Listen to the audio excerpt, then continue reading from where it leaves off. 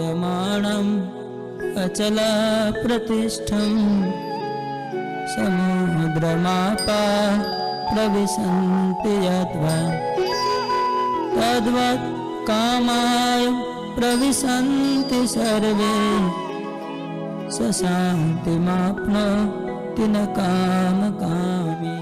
বিষয়কামী ব্যক্তি কখনো শান্তি লাভ করে না।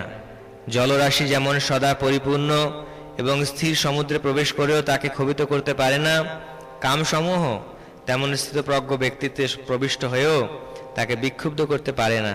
অতএব তিনি শান্তি লাভ করেন।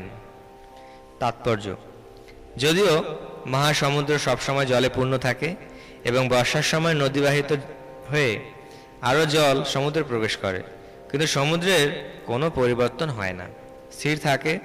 সমুদ্র তখনও বিক্ষুব্ধ হয় না, এমনকি বেলাভূমি অতিক্রম করে প্লাবিত হয় না। কৃষ্ণ ভাবনায় মগ্ন কৃষ্ণ ভক্তও সর্বাবস্থাতেই তেমনই অবিচল থাকেন। যতক্ষণ মানুষ জড়দেহ নিয়ে আছে ততক্ষণ ইন্দ্রিয় তৃপ্তির জন্য দেহের চাহিদাও থাকবেই, কিন্তু ভগবানের ভক্ত তার পূর্ণতার জন্য এই সমস্ত কামনা বাসনার দ্বারা কখনোই বিচলিত হন না। কারণ কৃষ্ণ ভক্তের কোনো কিছুরই অভাব নেই, ভগবান তার সমস্ত অভাব মোচন করেছেন। তাই তিনি সমুদ্রের মতো নিজের মধ্যেই সর্বদা পরিপূর্ণ। ইন্দ্রিয়ের নদী বেয়ে কামনা বাসনার যত জলই তার হৃদয়ে প্রবেশ করুক, তার হৃদয়ের সমুদ্রের মতো অবিচলিতভাবে পরিপূর্ণ থাকে। এটি হচ্ছে ভগবত ভক্তের লক্ষণ। জড়জগতের ভোগ বাসনার প্রতি তিনি সম্পূর্ণ উদাসীন।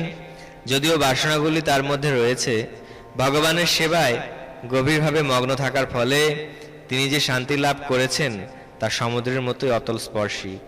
কোনো কিছুই তাকে আর বিচলিত করতে পারে না। পক্ষান্তরে অন্যেরা, এমনকি যারা মুক্তির আকাঙ্ক্ষী, জাগতিক সাফল্যের আকাঙ্ক্ষীদের কি আর কথা, তারাও সর্বদাই অশান্ত। সকাম কর্মী, মুক্তিকামী ও সিদ্ধিকামী যোগী সকলেই অশান্ত, যেহেতু তাদের অপূর্ণ বাসনা। কিন্তু কৃষ্ণ ভক্ত ভগবানের সেবায় সর্বতভাবে পরম শান্তি লাভ করে থাকেন, তার কোনো বাসনায় অপূর্ণ থাকে না। বাস্তবিক পক্ষে